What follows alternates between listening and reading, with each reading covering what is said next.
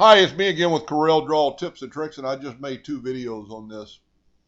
But I started thinking the person that's going to do these, you're going to have to sand off the burn residue if it's plywood or a raw wood. Now, if it's, a finished alder that made for lasers, it just wipes off with a rag and some alcohol. But if it's raw wood, you need to sand it. This piece is only less than 2 inches in any direction. So that would be really hard to hold. This is a 5-inch random orbital sander. This particular one's a Porter cable, and at Home Depot it's only $42. And if you're going to use one a lot, I'd get a name brand like DeWalt or Porter cable.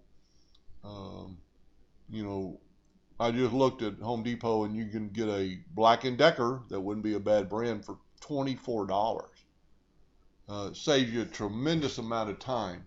But the problem is holding it, and what I would suggest is just get you some 220 grit sandpaper, and it's a hook and loop. It just velcros on there, and it'll last for many, many, many jobs like this. You're just taking off the burn residue. Now, one thing I have learned is, unless you're just impatient, let these dry a little bit. The sap, the moisture in the wood that comes out and burn, it's a little tacky, it's a little sticky, and it'll stick to your sandpaper. If you let it dry, it'll sand off a little better. So the question was, how do you hold it? I would take the same material you make your jig out of, and I would cut a probably a 8 by 8 square,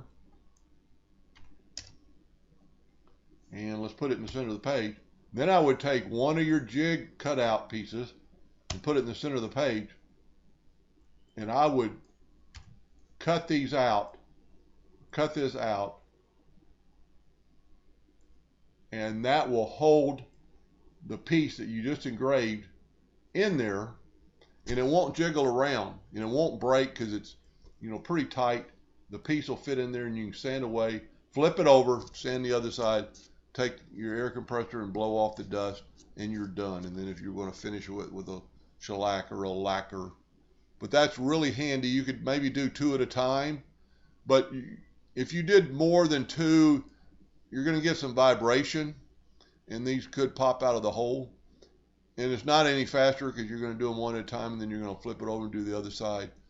But for the money, you can't sand it by hand. It'll take you forever, and it's rough on your fingers to hold it down on sandpaper.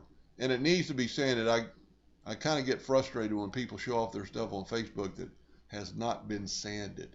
Now, if you do have if the more you use this, the better it'll help you, because you're sanding away your jig, and your piece will be a little bit thicker, so it'll just sand your piece faster. So the first one you're even, then you're going to sand away a little bit of the plywood, and before you get to 12, the 12th one will sand easier because it's a little bit thicker than your jig holder. Anyway, I hope that helped a little bit, and thank you for watching.